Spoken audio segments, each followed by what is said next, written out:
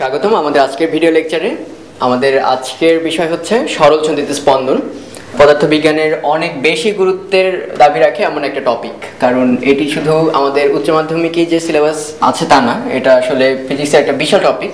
বিশাল এই সেন্সে যে এটা সবচেয়ে বেশি ব্যবহার পাবে তোমরা যখন আরো বড় হবা, দ্যাট ইজ ইঞ্জিনিয়ারিং যখন পড়তে যাবা বা ম্যাথমেটিক্স পড়তে যাবা, তখন দেখবা সরল সন্ধিত স্পন্দন প্রায় সব জায়গায় কাজে লাগে। এটা ইলেকট্রিক্যাল ইঞ্জিনিয়ার বলো, বায়োমেডিক্যাল ইঞ্জিনিয়ার বলো, মানে হৃৎপিণ্ডের যে স্পন্দনগুলো দেখা যায়, হার্টবিট বলো, ইসিজি বলো, যত সিগন্যাল প্রসেসিং আছে সব জায়গায় সিগন্যাল মানি, নয়েজ মানি, সরল সন্ধিত স্পন্দন এই টপিকটা কাজে লাগবেই।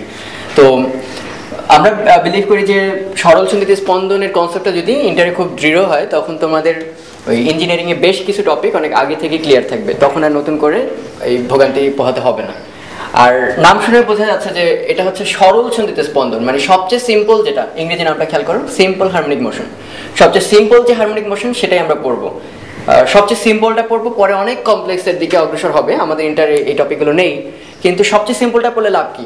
যথারীতি নিউটন যেমন বলছিল যে F equal to M A, আমাদের যদি মনে থাকে F equal to M A, তো আমরা তখন দেখছি যে বাহ্যিক ফোর্স তার একটা থাকে না, একটা বস্তুর উপর অনেক ধরনের ফোর্স থাকতে পারে। গ্র্যাভিটেশনাল ফোর্স থাকে, বাতাসের বাধা থাকে, ঘর্ষণ থাকে, অনেক ধরনের ফোর্স থাকতে পারে। তাহলে নিউটন শুধু একটা ফোর্সের কথা কেন বলছে? কারণ একটা ফোর্স দিয়ে তুমি যদি জানো, প্রত্যেকটা ফোর্সের ক্ষেত্রে কি করতে পারবা, ইন্ডিপেন্ডেন্টলি তুমি বের করে লব্ধি বের করতে পারো। তার মানে সবচেয়ে সিম্পল ফর্মটা তুমি যদি জানো, কমপ্লেক্স ফর্মটা অ্যাপ্লাই করতে পারবা। এবং সেই কাজটি আসলে করে গেছে অলরেডি আমাদের একজন ম্যাথমেটিশিয়ান, তার নাম ফুরিয়ার। আমরা যারা ইঞ্জিনিয়ারিং পড়াশোনা করি তাদের কাছে ফুরিয়ার সিরিজ, ফুরিয়ার অ্যানালাইসিস একটা খুবই বিখ্যাত টপিক। তো উনি বলছে যদি তুমি সিম্পল হারমোনিক মোশন সম্পর্কে জানো, তাহলে যত কমপ্লেক্স মোশনই হোক না কেন, তুমি সেটাকে এই সরল সন্ধিত স্পন্দন দিয়ে ব্যাখ্যা করতে পারবে। তো আমরা ওদিকে আর যাবো না, শুধু এই হিন্টসটুকু দিয়ে রাখি যে সরল সন্ধিত স্পন্দন শিখতে পারলে তুমি ভবিষ্যতে যে কোনো টাইপ অফ সিগন্যাল, পিরিয়ডিক অবশ্যই, ওগুলো অ্যানালাইসিস করতে পারবে। তো আমরা সরাসরি টপিকে ঢুকে যাই। আমাদের যদিও স্পন্দন গতি দিয়ে শুরু হবে টপিকটা, কিন্তু স্পন্দন গতি শেখার আগে আমাদের আরো একটা টপিক ভালো জানা উচিত। ক্লাস 9-10 তোমরা আশা করি এটা সম্পর্কে অবহিত হয়েছো, সেটা হচ্ছে পর্যাবৃত্ত গতি। পর্যাবৃত্ত গতি, যেটার ইংরেজি নাম হচ্ছে পিরিয়ডিক মোশন। ইংরেজি নাম থেকে কিছুটা গেস করা যাচ্ছে। পিরিয়ডিক মোশন হচ্ছে তার একটা সার্টেন পিরিয়ড অফ টাইম থাকবে। পিরিয়ড অফ টাইম মানে হচ্ছে একটা নির্দিষ্ট সময়, এটাকে আমরা ক্যাপিটাল টি দ্বারা রিপ্রেজেন্ট করি। তো একটা নির্দিষ্ট সময় পরে পরে ওই গতিটা চেহারা একই রকম হবে, মানে একই রকম দশা বা অবস্থা প্রাপ্ত হবে। তো এটা বাস্তবে আসলে প্রচুর পরিমাণে দেখছি আমরা। কিরকম পর্যাবৃত্ত গতি আমরা আসলে সবাই খেয়াল করছি। ঘড়ির কাঁটার গতি কিন্তু একটা পর্যাবৃত্ত গতি। খেয়াল করে দেখো, এখন মনে করো কাঁটাটা একটার ঘরে আছে, এটা কিন্তু সারা জীবন একটার, মানে একবার ক্রস করে গেলে কিন্তু আবার আমরা জানি 12 ঘন্টা পরে কি হবে, আবার সে একটার মধ্যে চলে আসবে, আবার 12 ঘন্টা পর পর ঘন্টা কাঁটাটা একটার দিকে চলে আসবে। তার মানে খেয়াল করো, কাঁটাটা একই দিক থেকে ওই এক এই সংখ্যাটাকে ক্রস করতেছে। এটা পর্যাবৃত্ত গতির একটা অন্যতম শর্ত, যে যদি এমন একটা গতি হয় যে কোনো একটা বিন্দুকে, যেমন এক হচ্ছে সেই বিন্দুটা, কিংবা 2টা 3টা 4টা যে কোনো বিন্দু, ওই বিন্দুকে একটা নির্দিষ্ট সময়, যেমন আমাদের এই পার্টিকুলার কেসে সেই সময়টা কত ঘন্টা, 12 ঘন্টা, এই নির্দিষ্ট সময় পর পর একই দিক থেকে অতিক্রম করতে হবে। তাই যদি হয়, এই শর্ত যদি ফুলফিল করে, তাহলে আমরা এই গতিকে কি বলতে পারি, একটা পর্যাবৃত্ত গতি বা পিরিয়ডিক মোশন। আবার খেয়াল করে দেখো, এটা গতিটা কিন্তু বৃত্তাকার হতে হবে এমন কোনো কথা নেই। অনেকেরই কিন্তু একটা ভুল ধারণা যে পর্যাবৃত্ত গতি মানে সার্কুলার মোশন। ঘড়ির কাঁটার গতি, ঘড়ির কাঁটার গতি ডাজন্ট মিন যে এটা বৃত্তাকার হতে হবে। শর্ত কিন্তু গতিটা একই দিক থেকে হতে হবে, একটা নির্দিষ্ট সময় পর পর, ওই সময়টার কোনো তারতম্য হতে পারবে না।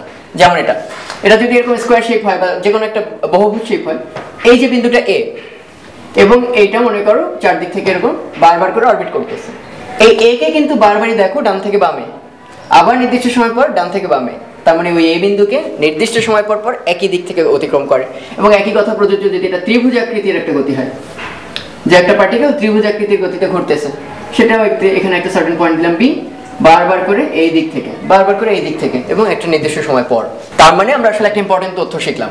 পর্যাবৃত্ত গতি হচ্ছে সেই গতি যে একটা নির্দিষ্ট টাইম থাকবে এবং একই দিক থেকে অতিক্রম করতে হবে, এবং সেই সাথে মাথায় রাখতে হবে আকৃতি যে কোনো হতে পারে। আকৃতি যে কোনো হতে পারে, যেমন আমরা 3টা আকৃতি অলরেডি দেখালাম, এখানে বৃত্তাকার, এখানে চতুর্ভুজ আকৃতির, এখানে একটা ত্রিভুজ আকৃতি। সো আকৃতি ডাজন্ট ম্যাটার, আকৃতি যে কোনো হতে পারে। অনেকেরই এই ভুল ধারণাটা পোষণ আর করবেন আশা করি, যে এটা বৃত্তাকার হওয়ার কোনো দরকার নেই। ঠিক আছে? তো এইমাত্র আমরা শিখলাম যে পর্যায়বৃত্ত গতি হলে একটা পর্যায় কাল বা টি সময় পরপর হলেই চলবে এবং একই দিক থেকে অতিক্রম করলেই চলবে। আকৃতি সেক্ষেত্রে কোনো ব্যাপার না, যে কোনো শেপ হতে পারে। কিন্তু আমরা এখন একটা সেই শেপগুলো, যে কোনো শেপ হতে পারে, আমরা শিখেছি যে এটা চতুর্ভুজ হতে পারে, ত্রিভুজ হতে পারে, হোয়াট এভার, একটা নির্দিষ্ট সময় পর পর একই দিক থেকে এই শর্ত মেনটেন করতে হবে। কিন্তু এই সব শেপের মধ্যে একটা স্পেশাল শেপ নিয়ে আমরা এখন আলোচনা করবো। স্পেশাল হতে হবে সেই শেপটা। সেই শেপটা কেমন শেপ হতে হবে? যেন একটা বৃত্ত ছিল, এই বৃত্তটাকে আমরা ধীরে ধীরে চ্যাপ্টা করলাম, করতে করতে আরো চ্যাপ্টা বানালাম, যেন একটা রিবন, ফিতা, বা ওই যে হাতে যে ব্যান্ড পরে সেই ব্যান্ডটাকে এরকম চাপাই দিলাম। তখন এই পাশ থেকে দেখলে কেমন মনে হবে? একটা সরল রেখা। তো এত এত শেপের মধ্যে আমরা এখন এইটা নিয়ে কাজ করবো, স্ট্রেট লাইন। এখন একটু খেয়াল করে দেখো তো, নর্মাল শেপগুলোর সাথে ওই শেপের পার্থক্যটা কোথায় হবে, বা গতির দিক থেকে পার্থক্যটা কোথায়। যদি বৃত্তাকার গতি হয় তাহলে খেয়াল করো, বারবার করে এদিক থেকে ক্রস করতেছে, ওকে। কিন্তু এটা চ্যাপ্টা হতে হতে যখন এরকম হবে, একদম একদম স্ট্রেট লাইন, তখন কি মনে হবে দেখতে? মনে হবে এই পাশ থেকে ক্রস করে, পেছন থেকে ক্রস করে চলে আসতেছে, কিন্তু মনে হবে কি আমার কাছে একে একবার ডান দিক দিয়ে ক্রস করলো, আরেকবার বাম দিক দিয়ে ক্রস করলো। দ্যাট ইজ, এটাকে ইংরেজিতে বলে টু অ্যান্ড ফ্রো, মানে এদিক ওদিক, এদিক ওদিক, এদিক ওদিক। এই গতিটা করতে গিয়ে কিন্তু সরলরেখা বানাইছে, কিংবা উল্টাভাবে বলে সরলরেখা হতে হলে গতিটা হতে হবে এদিক ওদিক। তো এই যে একটা, এটাও কিন্তু এখনো পর্যাবৃত্তিক গতি। কারণ কি দেখো, অনেকেই কিন্তু ভুলভাবে ভাবে যে পর্যাবৃত্তিক গতিতে শর্ত হচ্ছে একই দিক থেকে, অথচ এই ধরনের গতিতে আমরা দেখতে পাচ্ছি বিপরীত দিক থেকে। না, নট নেসেসারিলি। পর্যাবৃত্ত গতিতেও কিন্তু দেখো একবার একে এই দিক থেকে, আর ওই পাশটা কি বিপরীত মনে হয় না অনেকটা? স্ট্রেট লাইন না বলে আমরা 180 ডিগ্রি বলিনি, কিন্তু অপোজিট তো বটেই। তাহলে দেখো আসলে ঘটনাটা এরকম, একবার ক্রস করছে এই দিক থেকে, তারপর উল্টা দিক থেকে আমরা বিবেচনা করব না, আবার শুরু থেকে করবে না। তার মানে অর্ধেক সময় t/2 সময়টুকু ডান দিকে, বাকি অর্ধেক সময় বাম দিকে, আবার কিছুক্ষণ পর কি ডান দিকে। তার মানে t সময় পর ঠিকই কি বারবার ডান দিক থেকে, মাঝখানে একটা পথে কি উল্টা দিক থেকে চলে আসছে। এই জন্য বলা হয় এই গতিকে গতিপথের অর্ধেক সময় একদিকে, বাকি অর্ধেক সময় বিপরীতে। কিন্তু ওই অর্ধেক সময় পরে আবার t সময় পরে কিন্তু একই দিক থেকে অতিক্রম করবে।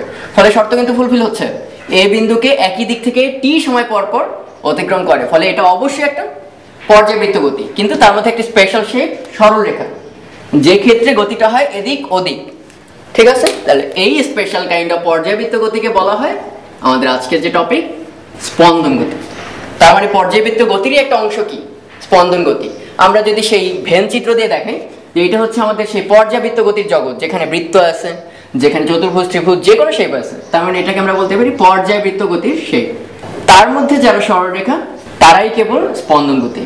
তার মানে আসলে শর্টে বলা যায় স্পন্দন গতি বা অসিলেশন কার সাবসেট? এটা একটা পর্যাবৃত্ত গতি সাবসেট। মানে সকল পর্যাবৃত্ত গতি কিন্তু স্পন্দন গতি না, কিন্তু স্পন্দন গতি হলে সে অবশ্যই কার মধ্যে আছে? পর্যাবৃত্ত গতির মধ্যে আছে।